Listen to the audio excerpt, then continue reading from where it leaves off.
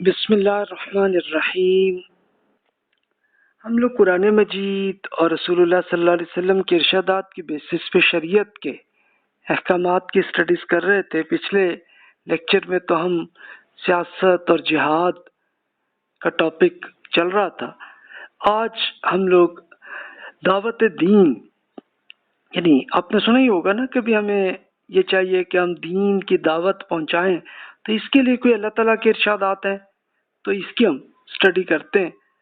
تو اسی پہ آج چلتے ہیں، وہی برین سٹارمنگ کی طرح کچھ سوالات آپ کی خدمت میں عرض کر دیتا ہوں اس پہ تاکہ آپ غور کر سکیں۔ دعوت دین ہے کیا اور کیوں؟ دعوت دین کا دائرہ کار کیا؟ کوئی لمٹ بھی ہے یا ان لمیٹڈ ہے، جیسے مرضی ہم تبلیغ کرتے رہیں؟ داعی میں کون سے اوصاف کی ضرورت ہے، یعنی جو لوگ دین کی دعوت کا کام کر رہے ہیں تو ان کی کیا کیا ایسی صلاحیتیں ہونی چاہیے؟ عام آدمی اور علماء کی کیا کیا رسپانسبلٹیز ہیں کہ اس میں، یا سب ایک ہی طرح ہی کریں؟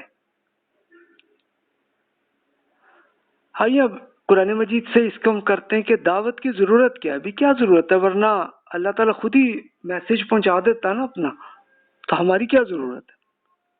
اس کے لیے دیکھیے قرآن مجید میں ارشاد ہے، بسم اللہ الرحمن الرحیم، والعصر ان الانسان لفی خسر الا الذین آمنوا وعملوا الصالحات وتواصوا بالحق وتواصوا بالصبر۔